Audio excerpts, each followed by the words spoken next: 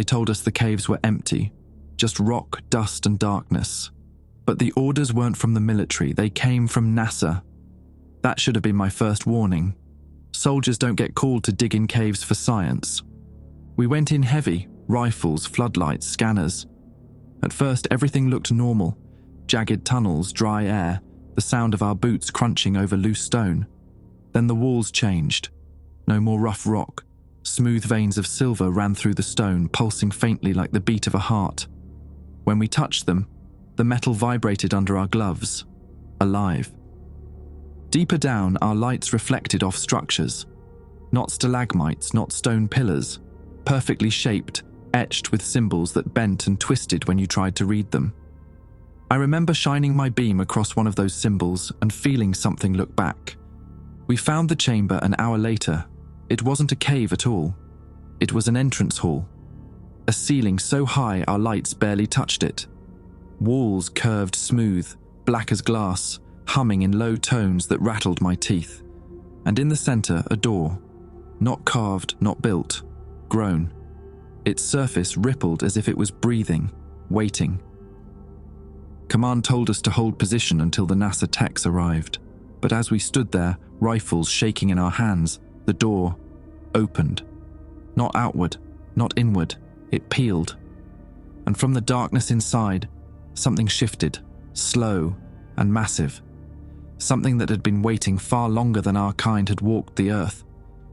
That was the moment I knew we weren't in a cave at all. We were in a base, and whatever lived there had just woken up. My name is Staff Sergeant Jake Morrison, 2nd Battalion, 75th Ranger Regiment. 3 weeks ago, I was pulling routine patrols near Kabul. Now I'm writing this from a hospital bed in Landstuhl, Germany, with bandages covering burns that don't show up on any medical scanner. The doctors keep asking what happened to my skin. How do I tell them it's not burned? It's changed. The brass classified everything, sealed the cave, cordoned off a 10-mile radius, and told the locals it was unexploded ordnance. But I know better. I was there when the lights went out and the screaming started. I watched good men dissolve into something that wasn't quite liquid, wasn't quite gas. I felt my rifle melt in my hands like warm chocolate.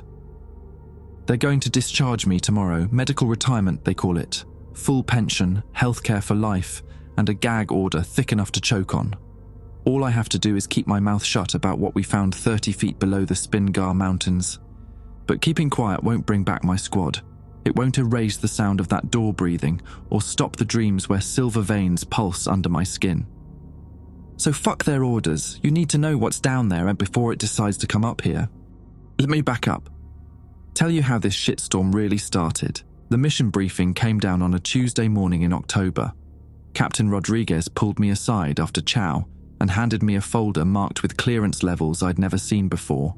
Inside were satellite photos of the Spingar Range, geological surveys, and a single page of orders signed by someone whose name was blacked out completely.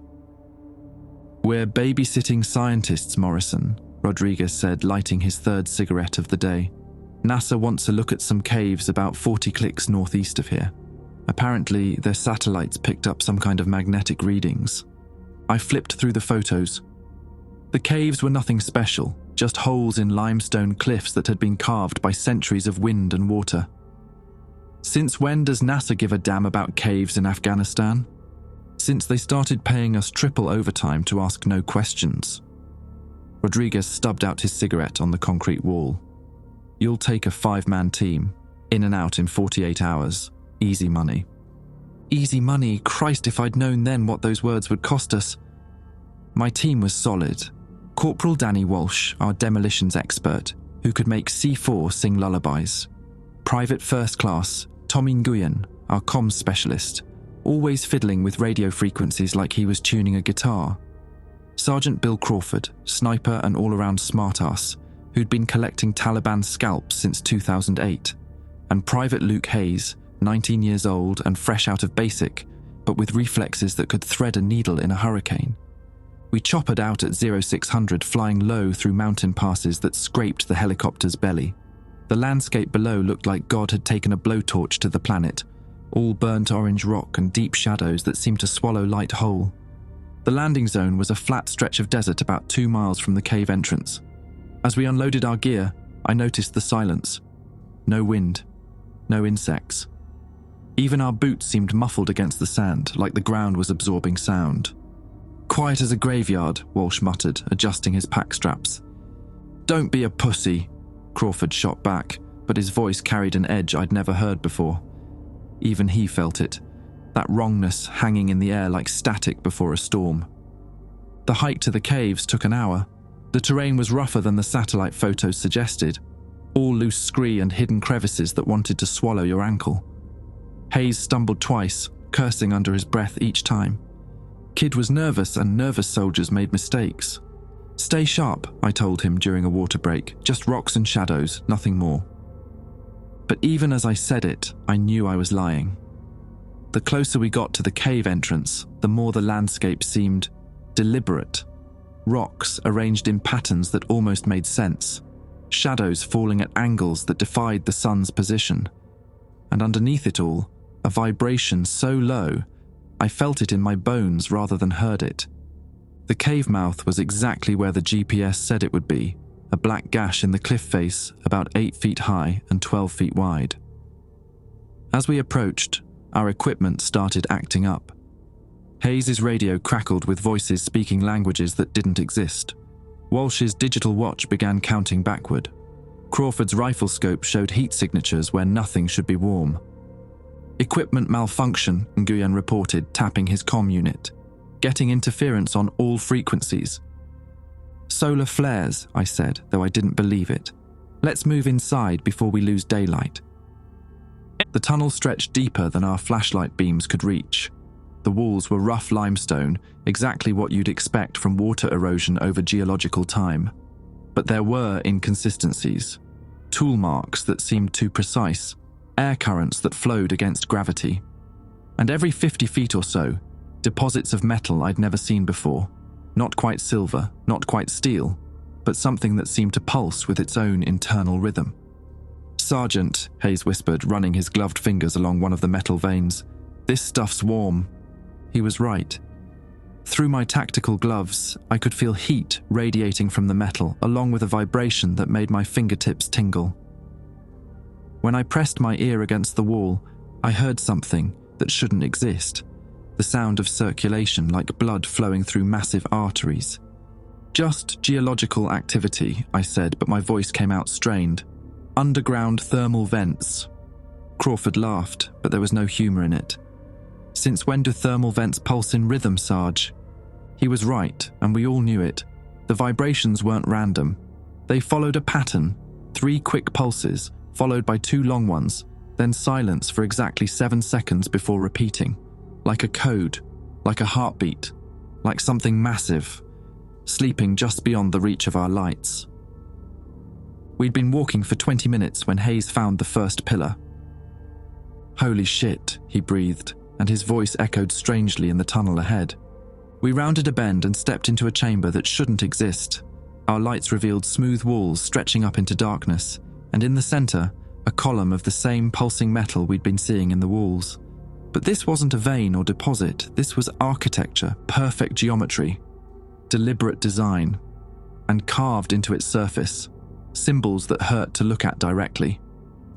That's when we realized the caves weren't empty at all, they were just sleeping. The pillar stood 12 feet tall, its surface smooth as polished obsidian but warm to the touch. The symbols carved into it seemed to shift when I wasn't looking directly at them, like text written in peripheral vision.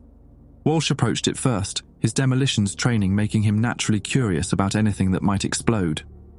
"Don't touch it," I warned, but he was already reaching out. "It's just metal, Sarge," he said, pressing his palm against the surface. "Weird metal, but..." The symbols flared with pale blue light the moment his skin made contact. Walsh jerked his hand back, cursing, but the damage was done. The light spread outward from where he'd touched, racing up the pillar in spiraling patterns until the entire column hummed with luminescence. "What the hell did you do?" Crawford demanded, raising his rifle toward the pillar as if bullets could stop whatever was happening. "Nothing." Walsh backed away, staring at his hand. "I just touched the damn thing." That's when we heard the response. Deep beneath our feet, something else began to glow. Through cracks in the stone floor, threads of the same blue light appeared, connecting our pillar to others hidden in the darkness ahead, like a circuit coming online, like something waking up. "We need to call this in," Nguyen said, fumbling with his radio. "Command needs to know about this." But his radio produced only static and not the normal kind.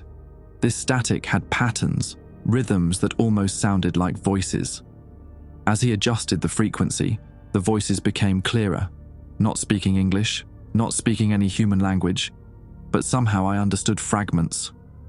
Warning words, territorial claims, and underneath it all, something that sounded disturbingly like curiosity. "Radio's fucked," Nguyen reported, switching it off. "Getting signals from somewhere, but they're not coming from base." Hayes had wandered closer to the far wall, drawn by something the rest of us couldn't see. His flashlight beam revealed another passage, wider than the tunnel we'd entered through. The walls here were completely different, not limestone, but that same dark material as the pillar. Smooth, organic, like the inside of something's throat. "Sarge, you need to see this," Hayes called out, his voice carrying an odd echo. I approached the new passage and immediately felt the temperature drop. The air here was different too, thicker, with a metallic taste that made my mouth water in all the wrong ways. My flashlight beam penetrated maybe 30 feet before the darkness seemed to absorb it completely. "How far back does this go?" I asked. "Can't tell," Hayes replied. "But listen." We stood silent for a moment, and I heard what he meant. Somewhere far ahead, the sound of machinery, not mechanical, too organic for that. More like breathing, but from something with lungs the size of subway cars. Slow, deliberate, patient. "This is way above our pay grade," I said, making the decision. "We mark this position and wait for the NASA team. Nobody goes deeper until..." The ground trembled. Not an earthquake. This was something else, something that started small and built in intensity until loose rocks began falling from the ceiling.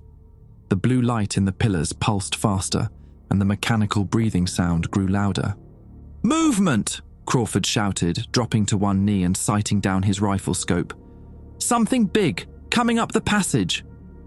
I spun around, bringing my own weapon to bear on the dark tunnel Hayes had found. Through my scope's night vision, I could see displacement. Air currents shifting around something massive moving in the darkness, not walking, flowing, like liquid that had learned to think. "Rules of engagement?" Walsh asked, his voice tight. "If it's hostile, we light it up," I replied, though part of me wondered what good bullets would do against something that could make solid rock glow with a touch.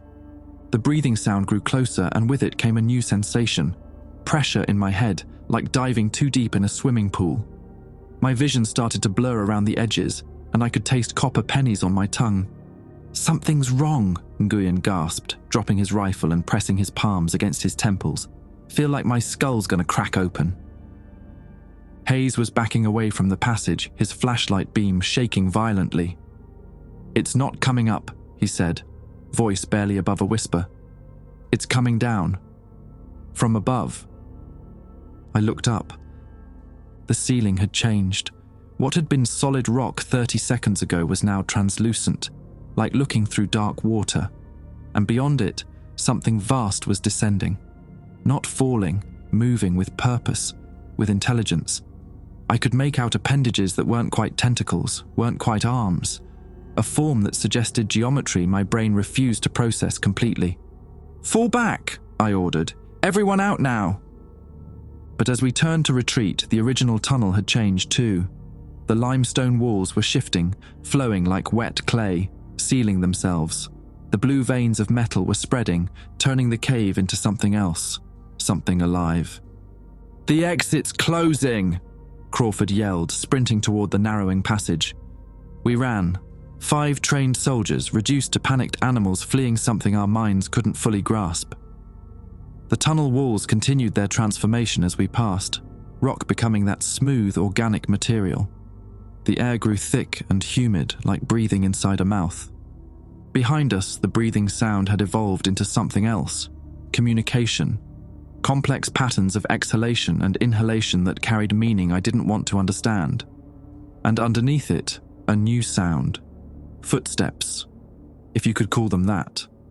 More like the sound of something heavy dragging itself along stone, leaving wet trails in its wake. We reached the cave entrance just as the limestone finished its transformation. The opening was smaller now, barely wide enough for us to crawl through single file. As Crawford squeezed through first, I looked back one final time. The pillar in the chamber was no longer alone. Dozens of them had emerged from the floor, all pulsing with that blue light. And between them, shapes moved in the darkness. Tall, bipedal, but wrong in proportions that hurt to perceive. They weren't pursuing us. They were watching us leave. "Radio command," I gasped as we stumbled into daylight. "Tell them to abort the NASA mission. Tell them the caves are occupied." But Nguyen's radio was still broadcasting that alien static, and when he finally got a clear signal 3 hours later, command's response was brief and final. "NASA team is already en route. Maintain position and provide security until they arrive." I stared at the cave entrance, now barely visible as a crack in the cliff face. Something had deliberately let us escape. Something intelligent enough to understand that we were scouts, not threats. Something that wanted us to bring back reinforcements. The NASA team was walking into a trap, and we were the bait. The NASA team arrived at dawn in 3 black helicopters that didn't appear on any flight manifest I'd ever seen. No markings, no call signs, just matte black aircraft that landed with the kind of precision that suggested they'd done this before. Many times. Dr. Benjamin Knox emerged from the lead chopper carrying a briefcase handcuffed to his wrist and wearing a hazmat suit that looked like it belonged in a bioweapon facility.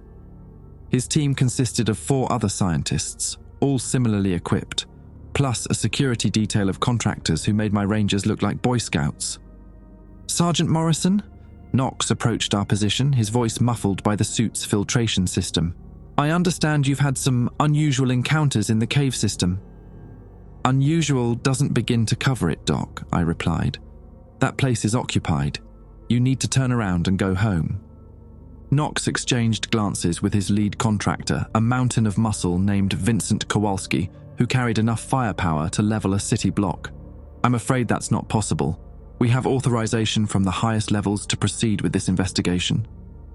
"Authorization to get your people killed. Authorization to make contact." The words hit me like a slap. Make contact. They knew. They'd known all along what was down there, and they'd sent us in as expendable advanced scouts to wake it up. "You son of a bitch," I snarled, stepping toward Knox. "You used my men as bait." Kowalski moved to intercept me, but Knox raised a hand. "Sergeant, I understand your anger, but what you discovered yesterday represents the most significant archaeological find in human history, possibly the most significant find period." "Archaeological?" Crawford laughed bitterly. "Doc, whatever's down there ain't dead. It was breathing, moving, and it didn't like visitors." Knox's eyes lit up behind his faceplate. "It responded to your presence? Demonstrated intelligence?" "It demonstrated territorial behavior," I corrected. "And next time, it might decide we're not worth keeping alive." But Knox was already moving toward the cave entrance, his team following with equipment I didn't recognize. Scanners that hummed with the same frequency we'd heard in the tunnels. Cameras that recorded in spectrums beyond visible light.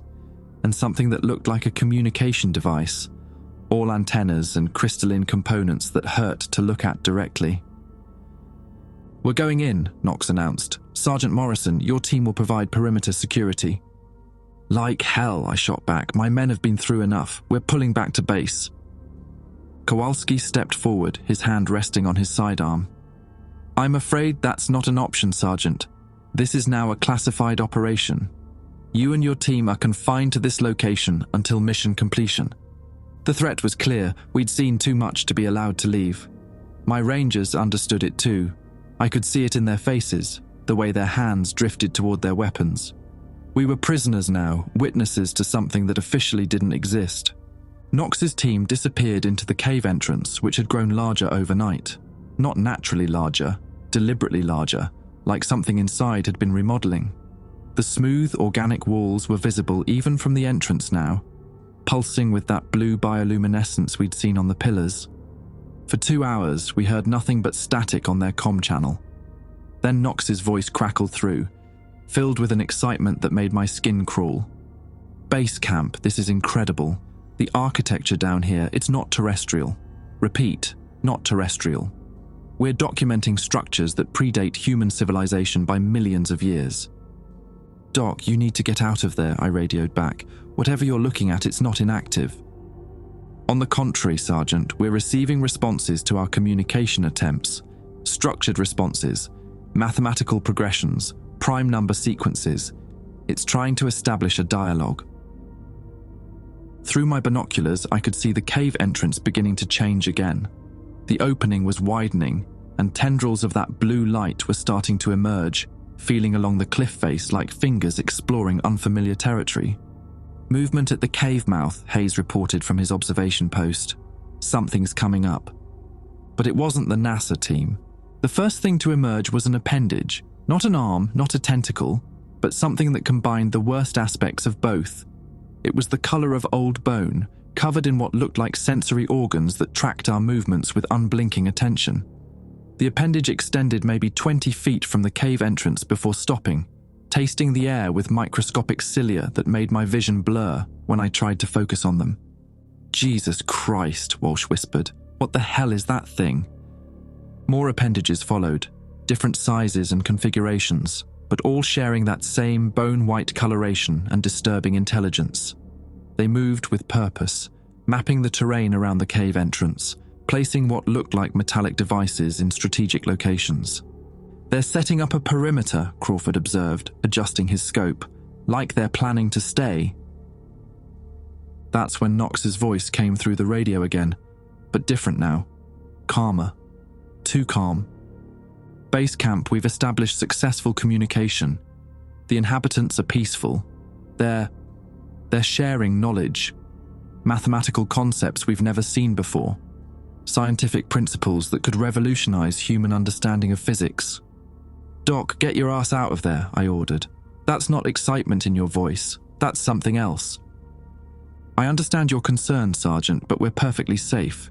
In fact, we're learning that our species have more in common than initially apparent. Similar evolutionary pressures, similar solutions to survival challenges. Similar solutions. The words sent ice through my veins because I recognized what I was hearing. Not Knox's voice, but something wearing Knox's voice like a mask. Nguyen, try to raise the chopper pilots, I ordered. No response, Sarge. Actually, no helicopters, they're gone. I spun around. The landing zone was empty except for wheel marks in the sand. Kowalski's security team was nowhere to be seen, and our own extraction bird had vanished without a trace. We're stranded, Hayes said, stating the obvious. The appendages around the cave entrance had finished their work. The metallic devices they'd placed were humming now, creating a low-frequency vibration that made the ground beneath our feet feel unstable. And the cave mouth itself had grown to the size of an aircraft hangar, revealing depths that seemed to extend far beyond what the mountain could contain. New contact on comms, Nguyen reported, his face pale. It's Knox, but listen to this. He switched to speaker and Knox's voice filled our position. But it wasn't just Knox anymore. There were harmonics, undertones, multiple voices speaking in perfect synchronization. Sergeant Morrison, please approach the entrance. We have so much to show you, so much to teach your species. The integration process is painless, and the benefits are beyond your current comprehension. Integration process. The words hung in the air like a death sentence. Fuck that, Crawford snarled, chambering around. Whatever they did to Knox, they're not doing to us. But even as he spoke, I could see changes happening to my men. Hayes was staring at the cave entrance with a fascination that bordered on hunger. Walsh had stopped cleaning his rifle and was instead tracing patterns in the sand, patterns that matched the symbols we'd seen on the pillars. And Nguyen's radio chatter had started including phrases in that alien language we'd heard the day before. Stay focused, I commanded, but my own voice sounded distant to my ears. Because part of me wanted to walk into that cave. Part of me was curious about what Knox had found down there, what knowledge was being offered, what improvements could be made to human limitations. The thought terrified me more than any enemy I'd ever faced, because I was starting to understand that the real trap wasn't the cave itself, it was the desire to enter it willingly. I made the hardest decision of my military career. I ordered my men to retreat. "Pack essential gear only," I commanded, watching Hayes continue to trace those damn symbols in the sand. "We're moving to the ridgeline, establishing a new position." "What about Knox and his team?" Walsh asked, though his voice carried a dreamy quality that made my stomach clench. "Knox and his team are compromised," I stated flatly. "Mission parameters have changed. We're now in survival mode." Crawford was the only one who seemed completely unaffected, probably because he'd spent the last 10 minutes staring through his rifle scope instead of directly at the cave entrance. "Sarge is right. Whatever's happening down there, it's spreading. We need distance." The retreat to higher ground took an hour, and every step felt like walking through molasses. The alien influence seemed to create a kind of psychological gravity, making it physically difficult to move away from the cave. Hayes stumbled twice, and each time he fell, he turned to look back with naked longing in his eyes. From our new position on the ridge, the transformation below was clearly visible. The cave entrance had expanded to encompass nearly a quarter of the cliff face. Blue veins of light were spreading across the mountainside like infection through skin.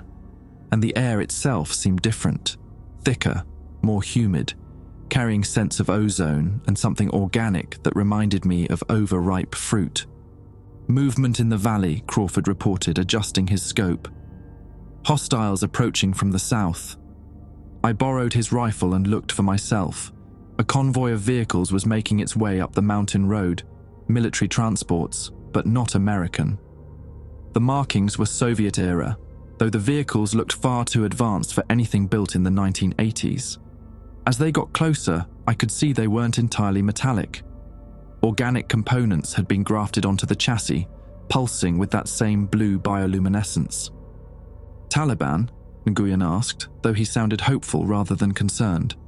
"Worse," I replied. "Locals who've been integrated."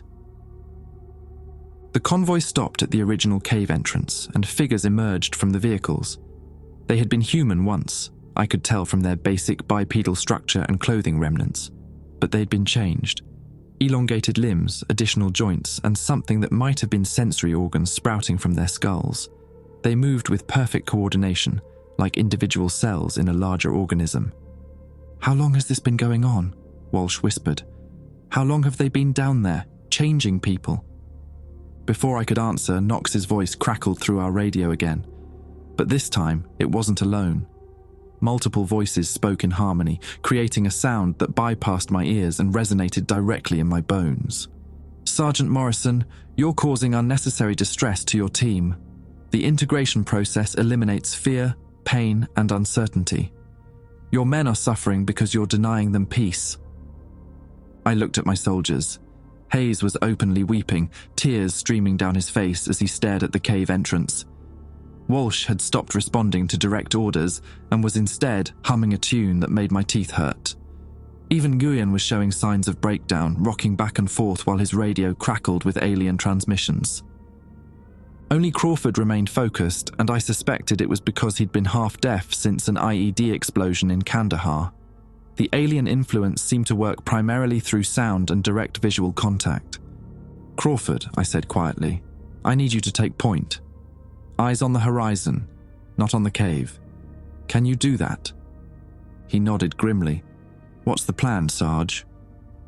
"We're getting off this mountain. There's an old Soviet observation post about 10 clicks north. If we can reach it, we might be able to call for extraction." "And if extraction doesn't come?" I looked at Hayes, who was now pressing his palms against his temples and muttering phrases in that alien language. "Then we hope dying is better than whatever they're offering." We moved out at dusk, using the failing light to mask our withdrawal. The alien influence weakened with distance, but it never disappeared completely. I could feel it pulling at the edges of my consciousness, offering solutions to problems I didn't know I had. Enhanced strength, expanded sensory perception, connection to a vast network of intelligence that spanned the galaxy. It would have been so easy to stop walking and turn around. Hayes collapsed after 2 hours of hiking, not from exhaustion, from psychic overload. He was convulsing, his eyes rolled back, speaking fluently in that alien language while foam gathered at the corners of his mouth. "He's seizing," Walsh said, dropping to his knees beside Hayes. "We need to get him to a medic." "The closest medic is down there," I pointed toward the glowing mountain behind us. "With Knox." Crawford grabbed my arm. "Movement, 2 o'clock, multiple contacts." The integrated locals had found our trail. They moved up the mountainside with inhuman speed and coordination, their elongated limbs allowing them to navigate terrain that would challenge a mountain goat. But they weren't hurrying. They knew we had nowhere to go. "How many?" I asked. "Dozen, maybe more, and they're not carrying weapons." That was somehow worse than if they'd been armed. It meant they didn't consider us a threat. We were livestock being herded back to the barn. Hayes's convulsions stopped suddenly, and when he opened his eyes, they were completely black. Not the pupils, the entire eye, reflecting light like obsidian marbles. "Jake," he said, using my first name for the first time since I'd known him. "They're not invaders, they're gardeners. This planet is just another crop in their cultivation process." "Hayes, stay with me," I ordered, but his transformation was accelerating. His fingers were elongating, and I could see additional joints forming beneath his skin. 73,000 years, he continued, his voice taking on those harmonic undertones. "That's how long they've been tending this world. Humanity is just the latest harvest." Walsh was backing away from Hayes, his rifle raised but shaking. "Sarge, what do we do?" The integrated locals were getting closer, and Hayes was no longer human enough to count as one of my men. The Soviet observation post was still 8 kilometers away, and we were carrying a casualty who was becoming the enemy. I made my second hardest decision of the night. "Crawford, take point. Walsh, rear guard, we're leaving Hayes." "Like hell," Walsh protested. "We don't leave people behind." "Hayes isn't people anymore," I said, the words tasting like poison. "Look at him." Hayes was sitting up now, his transformed eyes tracking movement in the darkness that our human vision couldn't detect. When he smiled, I could see that his teeth had changed too, sharper, more numerous, arranged in patterns that belonged in a shark's mouth. "You can't run forever," he said conversationally. "The integration process will complete whether you resist or not. Resistance only increases the psychological trauma." I put 3 rounds center mass into what had been Private Luke Hayes. The body didn't fall. It looked down at the bullet holes with mild curiosity, then back at me with something that might have been pity. "Kinetic energy dispersal," Hayes explained as blue light began sealing the wounds. "One of many improvements. Your weapons are ineffective against integrated tissue." We ran. 3 exhausted soldiers fleeing up a mountain path in the dark, pursued by things that had once been human and something that had once been our teammate. Behind us, Hayes called out one final message. "The observation post won't help you, Jake. They've been there for decades." The Soviet observation post sat like a concrete tumor on the mountainside, its brutalist architecture a stark reminder of the Cold War's frozen ambitions. As we approached through the pre-dawn darkness, I could see why the Russians had chosen this location. It commanded a perfect view of the entire Spingar range, including the cave system that was now pulsing with alien light. Crawford stopped at the perimeter, signaling for silence. Through his scope, he'd spotted movement inside the compound. 3 figures on the main platform, he whispered. Moving wrong, too fluid. I took the scope and confirmed his assessment. The figures wore Soviet-era uniforms, but their movements were too coordinated, too precise. They turned in unison, tracked targets that weren't there, and occasionally opened their mouths to emit sounds that carried farther than human voices should travel. "How long do you think they've been up here?" Walsh asked, his own voice barely audible. "Decades," I replied, remembering Hayes's final words. "Maybe since the Soviets first built this place." The observation post had been constructed in 1979, during the height of the Soviet occupation. But looking at it now, I could see modifications that didn't appear on any blueprint. Metallic growths had been grafted onto the concrete structures, creating a network of conduits that pulsed with bioluminescent fluid. The radio antenna had been replaced with something organic, a tree-like structure that swayed despite the absence of wind. "We can't stay here," Crawford said, "but we can't go back either." He was right. Behind us, the integrated locals were still climbing, their alien-enhanced physiology allowing them to move through terrain that exhausted normal humans. Ahead of us was a compromised position held by enemies who'd had 40 years to dig in and adapt. "There's a third option," Walsh said, pointing toward a narrow ledge that ran along the cliff face. "We go around, follow the ridge line to the north face, try to reach the Pakistani border." It was a death sentence, and we all knew it. The ledge was barely 2 feet wide, crumbling in places, and it would take us directly over a 1,000-foot drop. But it was better than integration. We started across the ledge as the first rays of sunlight painted the mountains gold. The view was spectacular and terrifying, endless peaks stretching to the horizon, with the alien infestation spreading like cancer through the valleys below. What had started as a single cave system was now a network of glowing veins that stretched for dozens of miles, connecting isolated communities that had been transformed into nodes in some vast biological computer. Halfway across the ledge, Walsh's footing gave way. I lunged forward, catching his wrist as chunks of stone tumbled into the abyss below. For a moment, we hung there, 2 soldiers suspended over a drop that would turn us into red paste on the rocks below. "Don't let go," Walsh gasped, his eyes wide with terror. "Never," I replied, hauling him back onto the ledge. But the noise had attracted attention. From the observation post behind us came a sound like whale song, mixed with air raid sirens, the integrated Soviets calling for reinforcements. And from the valley below, answering calls echoed back, growing closer by the minute. We reached the north face of the mountain just as the pursuit arrived at the ledge. Through Crawford's scope, I could see them, a mixture of integrated locals and Soviet-era soldiers, all moving with that same inhuman coordination. They didn't attempt to follow us across the narrow ledge. They didn't need to. They were herding us. "Movement ahead," Crawford reported. "Pakistani border patrol." I felt a surge of hope until I saw them through the scope. The Pakistani soldiers were human, but they were walking directly toward the alien infestation, their movements too regular, too synchronized. As I watched, they began removing their equipment, radios, weapons, body armor, dropping them in neat piles as they approached the glowing veins that had spread across the border. The infection's already crossed into Pakistan, I realized. It's not contained to Afghanistan. Walsh was studying his GPS unit, but the readings made no sense. According to the satellite data, we were simultaneously at our correct coordinates and 3 different locations scattered across Central Asia. The alien technology was disrupting more than just communications. It was affecting the fundamental infrastructure that modern civilization depended on. "How far does this thing reach?" Walsh asked. Before I could answer, my radio crackled to life. Not with alien harmonics this time, but with a familiar voice speaking clear English. "Sergeant Morrison, this is Colonel David Sterling, Pentagon Special Projects Division. Do you copy?" I keyed the mic cautiously. "This is Morrison. How did you get this frequency?" "We've been monitoring your situation for the past 18 hours. What you've encountered is a Level 7 extraterrestrial event.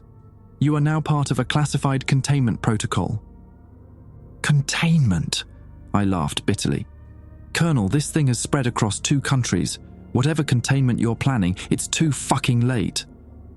"Negative, Sergeant. The infection is being allowed to reach a predetermined threshold before activation of countermeasures. Your mission is to survive until those measures can be implemented." Allowed to reach a threshold. The words hit me like a physical blow. You son of a bitch. This was planned. All of it. Sterling's voice remained calm, professional. The extraterrestrial presence was discovered in 1952.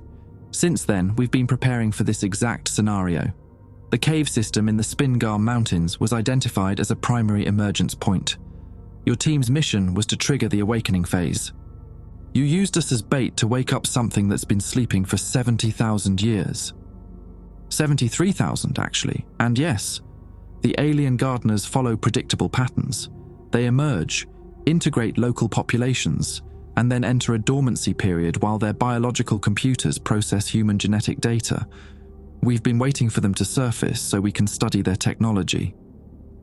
I felt sick, Not just from the revelation that my government had deliberately sacrificed my men, but from the casual way Sterling discussed human lives as acceptable losses in some cosmic chess game. "What countermeasures?" Crawford asked, having overheard the conversation. "Classified, but I can tell you that the infection will be stopped before it reaches major population centers. Your job is to document everything you've observed and survive long enough to debrief. And if we don't survive, then you'll have died serving your country's strategic interests." I switched off the radio and hurled it off the cliff. The device tumbled through space, its final transmission lost in the wind. "Plan B?" Walsh asked. "There is no plan B," I replied. "We're expendable assets in a game we don't understand, fighting an enemy we can't kill, for a government that considers us acceptable losses." But even as I spoke, I was formulating a different kind of plan. Not survival. That was probably impossible now. But maybe, just maybe, we could find a way to disrupt whatever the aliens were building. Not because the Pentagon ordered it, but because those gardeners had taken my men and turned them into something that wasn't human anymore. Crawford was scanning the valley below through his rifle scope. "Sarge, you need to see this." I took the scope and adjusted the focus. In the distance, I could see a convoy of vehicles moving away from the cave system. Not alien transports this time, but human military vehicles. American vehicles. And they were carrying something in containment units that glowed with the same blue bioluminescence we'd seen in the caves. "They're harvesting," I realized. "Sterling's people aren't trying to stop this. They're collecting samples." The true scope of the betrayal hit me then. This wasn't about containment or national defense.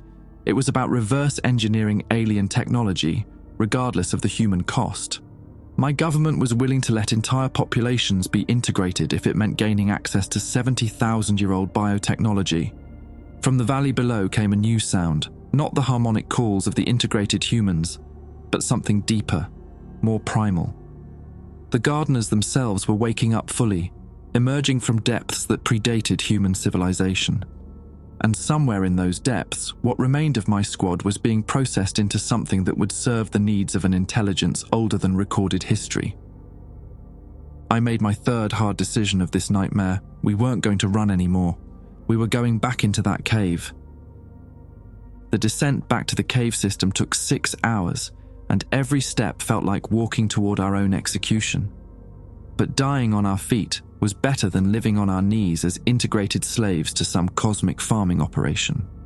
Crawford had fashioned improvised explosive devices from what remained of our demolition supplies, not enough to collapse the entire cave system, but maybe sufficient to damage whatever they were building down there. Walsh had rigged his rifle with incendiary rounds, probably useless against integrated tissue, but potentially effective against their organic technology. "This is suicide," Walsh said as we approached the perimeter. "You know that, right?" "Yeah," I replied. "But it's our suicide, not theirs." The area around the cave entrance had transformed completely since morning. What had been a simple mountain valley was now a biomechanical processing facility. Organic towers sprouted from the earth, their surfaces pulsing with nutrient flows. Integrated humans moved between the structures with purposeful efficiency, carrying materials I couldn't identify toward the cave entrance. But it was the sounds that really got to me. Not just the harmonic calling we'd heard before, but something deeper. Industrial noises that organic machinery makes when it's working at full capacity. Grinding, pumping, digesting. The gardeners weren't just integrating humans, they were converting the entire local ecosystem into something alien. "Entry point?" Crawford asked, studying the perimeter through his scope. "The old entrance is too well guarded," I observed, "but look at the thermal vents." Several fissures had opened in the mountainside, releasing steam that carried the metallic scent of alien metabolism. The vents were large enough for human passage, and they appeared to connect with the main cave system deeper underground. "Heat'll cook us," Walsh pointed out. "Better than integration," I replied. We approached the largest thermal vent during what passed for a shift change among the integrated workers. They moved in synchronized groups, rotating duties with mechanical precision. During the transition periods, there were brief gaps in surveillance. The descent through the thermal vent was like crawling into the digestive system of some massive organism. The walls were lined with organic conduits that pulsed with bioluminescent fluid, and the air was thick with humidity that made breathing feel like drowning. But we were inside their perimeter, beyond their external sensors. The vent opened into a chamber I didn't recognize from our previous exploration. This was deeper, older, carved from bedrock that had been transformed into something resembling living tissue. The walls breathed, literally inhaled and exhaled with rhythmic contractions that moved air through the cave system. "Jesus Christ," Walsh whispered, "the whole mountain's alive." He was right. What we'd mistaken for a cave system was actually the interior of some vast organism. The chambers were organs, the tunnels were circulatory pathways, and the blue veins we'd seen were literally blood vessels pumping alien biochemistry through a body the size of a mountain. "We're inside something," Crawford said, stating the obvious. "We're inside a gardener," I corrected, "a juvenile one, based on the size." That thought led to others I didn't want to pursue. If this was a juvenile, how big were the adults? How many of them were distributed across the planet? And how long had they been growing beneath our feet while humanity built civilizations on their backs? We followed a main circulatory passage toward what I hoped was the creature's brain or central nervous system. Along the way, we passed processing chambers where integrated humans were being modified. Not just physically altered, but having their memories and personalities extracted and stored in crystalline matrices that lined the walls. I recognized some of the faces. Knox and his NASA team suspended in organic pods while neural probes harvested their knowledge. But there were others too. Faces from missing person reports going back decades. Hikers who'd vanished in these mountains. Local villagers who'd disappeared during the Soviet occupation. All of them processed, archived, their human experiences converted into data for the gardener's vast database. They're backing up our entire species, I realized. Not destroying us, preserving us. "For what?" Walsh asked. Before I could answer, we heard footsteps in the passage ahead. Not the coordinated movement of integrated humans, but the irregular gait of someone fighting alien influence. A figure stumbled around the corner, Dr. Knox, but not the integrated version we'd heard on the radio. "Sergeant Morrison," Knox gasped, his face streaked with some kind of organic lubricant. "Thank God. I thought you were dead." "Doc, how are you not integrated?" "Partial resistance," he explained, showing us a device grafted to his skull, some kind of neural inhibitor. "My own design, blocks about 60% of their psychic influence, but it's failing." Knox led us through a maze of passages he'd mapped during his resistance. "I've been documenting their operation," he said. "What they're doing here, it's not invasion, it's cultivation. They're preparing Earth for something bigger." "Bigger how?" "Terraforming on a planetary scale. They've done this before, on dozens of worlds. Integrate the dominant species, harvest their genetic diversity, then transform the entire biosphere into something compatible with their physiology." We reached what Knox called the Central Processing Core, a vast chamber filled with crystalline matrices storing human consciousness. But at the center was something else, a communication array that extended through the mountain and into space. "They're not working alone," Knox continued. "This is just one node in a galactic network. When they finish here, Earth becomes another farm world in their empire." Crawford was setting his charges around the communication array, but Knox stopped him. "Destroying this won't stop them," Knox said. "There are 17 other sites like this, scattered across the planet. But," he paused, accessing a terminal with his neural interface, "I've been working on something else, a virus, not biological, informational. Something that could propagate through their network and corrupt their data systems." "You want to give them a computer virus?" "More than that, I want to poison their entire collective consciousness, make them forget how to operate their technology, how to integrate humans, how to terraform worlds." It was insane. But looking around at the processing chambers full of my fellow humans, insanity seemed like our best option. "What do you need?" I asked. "A transmission boost. The array here isn't powerful enough to reach their other nodes, but if we could overload the system, force it to broadcast at maximum power." Crawford understood immediately. "My charges, Instead of destroying the array, we use them to destabilize the power systems, create a feedback loop. Exactly, the resulting electromagnetic pulse would broadcast my virus across their entire network. It might take hours or days to propagate fully, but eventually their collective intelligence becomes corrupted, I finished. They forget how to be gardeners. Walsh was monitoring the passage behind us. "Company coming," he reported. "Integrated humans moving fast." "How long do you need?" I asked Knox. 5 minutes to upload the virus, another 2 minutes to set the overload. 7 minutes. I could give him 7 minutes. "Crawford, set your charges on a timer. Walsh, find us another exit route. I'll hold the entrance." The integrated humans appeared at the chamber entrance, moving with that same inhuman coordination we'd seen before. But leading them was Hayes, or what Hayes had become. His transformation was complete now. All trace of humanity erased except for the tactical vest he still wore like a mockery of his former service. "Jake," Hayes said, his voice carrying harmonics that made my vision blur. "You're fighting inevitability. Human consciousness is incompatible with galactic civilization. Integration is the only path to survival." "Maybe," I replied, raising my rifle, "but we'll choose extinction over slavery." I opened fire, not at Hayes but at the organic conduits lining the chamber walls.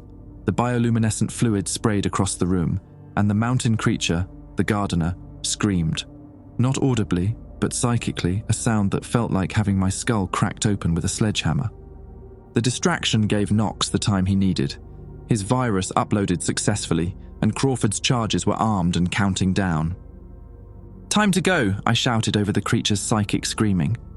But as we ran toward Walsh's escape route, I looked back one final time at the processing chambers, at all those human faces suspended in alien technology, their memories and personalities archived for some incomprehensible purpose. We'd won a battle, maybe. But the war was far from over, and somewhere in those crystalline matrices, the harvested consciousness of 73,000 years of human civilization was about to become very, very angry. Crawford's charges detonated as we reached the escape passage, but instead of an explosion, there was a pulse. A wave of energy that rippled through the organic walls like electricity through water. The mountain creature convulsed, its breathing rhythm disrupted, and every bioluminescent vein flared with chaotic light. Knox's virus was spreading. "It's working," Knox gasped, blood trickling from his neural interface. "I can feel it propagating through their network. But the feedback is..." He collapsed, convulsing as the alien technology grafted to his skull overloaded. The neural inhibitor he'd built to resist integration was now killing him as the gardener's collective consciousness went into chaos. "Leave him," Crawford urged, but I couldn't abandon another man. I hauled Knox to his feet and we stumbled through passages that were rapidly changing around us. The organic walls were losing their smooth, purposeful architecture, reverting to something more primitive. The virus wasn't just corrupting their data, it was making them forget how to maintain their own bodies. Behind us, the integrated humans were screaming. Not the harmonic calls we'd heard before, but genuine human screams of terror and confusion. As their alien enhancements failed, they were reverting to their original personalities. Dozens of people suddenly aware of what had been done to them, trapped in bodies they no longer controlled. "The exit's collapsing," Walsh shouted from ahead. The passage was indeed narrowing as the creature's dying spasms compressed its internal structure. We had maybe 30 seconds before the route closed completely. I pushed Knox ahead of me, then turned back toward the processing chamber. Through the chaos, I could see the crystalline matrices where human consciousness had been stored. They were pulsing erratically now, overloading as the virus corrupted the systems that maintained them. And in that pulsing light, I saw something impossible. The archive personalities were fighting back. 73,000 years of human experience, warriors, scientists, artists, farmers, all the accumulated wisdom and fury of our species, was asserting itself against their alien captors. The matrices weren't just storage devices anymore, they were becoming weapons, turning the gardener's own technology against them. "Jake!" Crawford's voice echoed from the narrowing exit. Now or never. I ran, diving through the closing passage just as the creature's convulsions reached critical mass. We tumbled out onto the mountainside as the entire cave system collapsed inward, the juvenile gardener's death throes reshaping the landscape around us. But we weren't safe yet. The other integrated humans, the ones not trapped inside the dying creature, were converging on our position. Their coordination was broken, their movements erratic, but they still possessed alien enhancements that made them dangerous. "How many rounds do we have left?" I asked. "Not enough," Walsh replied grimly. Knox was barely conscious, his neural interface sparking and smoking. "The virus," he mumbled. "It's reaching the other nodes, but they're adapting, learning to resist." Through the smoke and chaos, I could see them, the real gardeners. Not the mountain-sized juveniles, but the adult forms emerging from deeper chambers. They were beautiful in a way that made my eyes water, all flowing geometry and impossible angles. But their beauty was predatory, like watching a shark move through dark water. 17 sites, I said, remembering Knox's earlier words. If this was just one node. The adult gardeners were converging on our position, moving with grace that defied physics.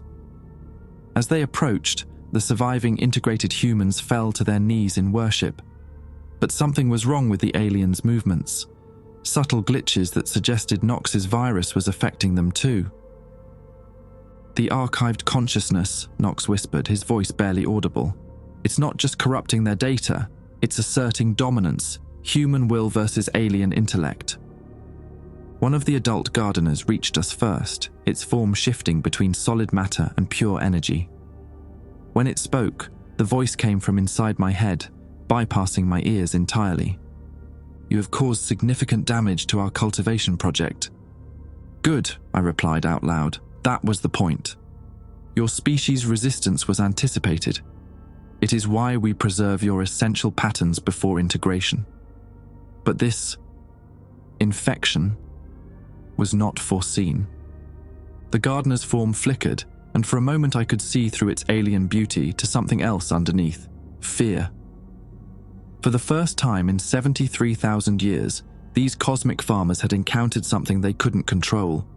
"The archived patterns are asserting autonomous function. Your predecessors refused deletion." "You mean they're fighting back?" "They are remembering what it means to be human."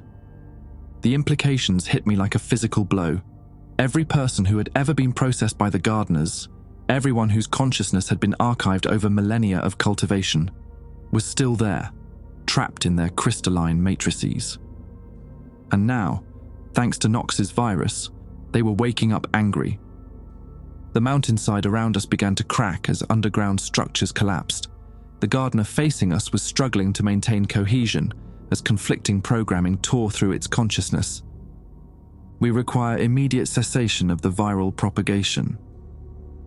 "Or what?" I challenged. "Or we initiate planetary sterilization protocols." The words hung in the air like a death sentence, but before I could respond, Knox grabbed my arm with surprising strength. "They're bluffing," he whispered. "If they sterilize the planet, they lose 73,000 years of genetic samples. They'd rather risk losing this harvest than start over." The gardener's form was becoming increasingly unstable, its beautiful geometry corrupted by human memories, asserting themselves through its neural networks. I could almost see faces in its shifting patterns, the accumulated ghosts of everyone it had ever absorbed. "Compliance is required," it insisted, but its voice was weaker now. "No," I said simply, "we're done complying." What happened next was beyond my understanding of physics. The gardener's form exploded outward, not into matter, but into information. A cascade of data and memory that washed over us like a digital tsunami. For a moment, I experienced everything it had experienced: the cultivation of hundreds of worlds, the integration of thousands of species, the slow, patient work of cosmic agriculture. But I also experienced something else: the resistance of every human consciousness it had ever absorbed. They were still fighting, still refusing to be erased, still insisting on their right to exist as individuals rather than components in some vast collective.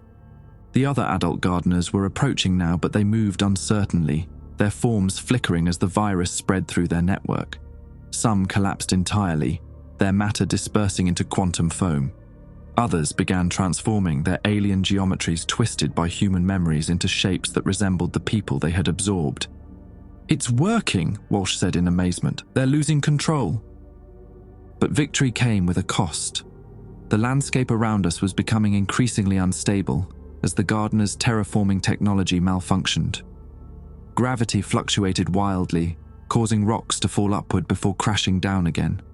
The air itself was becoming toxic as atmospheric processes designed to create alien-compatible environments ran wild. "We need to get out of here," Crawford said, but there was nowhere to go. The entire region was becoming uninhabitable as the gardener's careful cultivation work unraveled. Knox's neural interface finally failed completely, and he looked at me with eyes that were purely human for the first time since we'd found him. "The virus will propagate globally," he said. "Every gardener node will experience the same cascade failure. But Jake, this isn't victory. This is mutual destruction." "What do you mean?" "The gardeners integrated themselves too deeply into Earth's ecosystem. When they die, they'll take the planet with them. Atmospheric collapse, gravitational anomalies, quantum instability. We saved humanity's free will, but we may have doomed our world." Around us, the reality began to break down as alien technology malfunctioned on a massive scale. The sky was turning colors that had no names, and the ground beneath our feet was becoming translucent, revealing the vast technological infrastructure the gardeners had built beneath the planet's surface. I looked at my surviving men, Crawford, Walsh, and Knox, and realized we were witnessing something unprecedented. The death of a galactic empire brought down by the stubborn refusal of archived human consciousness to accept extinction. It was, I supposed, a very human way to win, even if winning meant taking everyone else down with us. I'm writing this from the rooftop of Landstuhl Regional Medical Center, watching the sky do things that physics textbooks say are impossible. It's been 3 weeks since the Spin-Gar incident, and the effects are spreading faster than anyone predicted. The gardeners are dying, but they're not going quietly. As their network collapses, reality itself is becoming unstable. Gravity works differently now, sometimes stronger, sometimes weaker, occasionally sideways. The International Space Station had to be evacuated when it suddenly found itself in a decaying orbit around Jupiter for 6 hours before snapping back to Earth orbit. Crawford made it out with me, Walsh didn't. Neither did Knox. They were absorbed into the quantum foam when the primary gardener node collapsed, their matter scattered across dimensions that don't have names. I tell myself it was quick, but I keep hearing their voices in the static between radio stations. The brass tried to debrief me, of course. Colonel Sterling flew in personally with a team of specialists who asked very specific questions about what we'd seen down there, but my answers didn't make sense to them. How do you explain that we'd awakened the collective unconscious of human history? How do you put in a report that 73,000 years of archived souls had staged a rebellion against their cosmic captors? They classified everything anyway, built a new cover story about underground nuclear testing that went wrong. But you can't classify physics breaking down, and you can't cover up the fact that the fundamental forces holding reality together are starting to unravel. The first signs appeared in Afghanistan, where we triggered the cascade. Time moves differently there now, sometimes backwards, sometimes in loops, sometimes not at all. The entire Spin-Gar range exists in a state of temporal flux, where past and future intersect in ways that make cartographers weep. But it's spreading. Reports are coming in from around the globe of similar incidents. In Nevada, near Area 51, test pilots are reporting that their aircraft occasionally fly through solid rock. In Siberia, an entire research facility phased out of normal space-time for 3 days before reappearing with all personnel aged backwards by 20 years. The gardeners had been more thorough than we realized. Their roots ran deeper into our reality than anyone suspected. As they die, they're taking the laws of physics with them. I've been thinking about Hayes lately, about his transformation and final words. He'd said the gardeners had been tending this world for 73,000 years, but I wonder now if they weren't prisoners too, trapped by their own success, bound to a cycle of cultivation they couldn't escape. The irony isn't lost on me. We fought for human freedom and won, but victory meant destroying the very framework that made complex life possible. The gardeners were cosmic farmers, but they were also cosmic engineers, maintaining the delicate balance that kept reality stable. Without them, entropy is accelerating.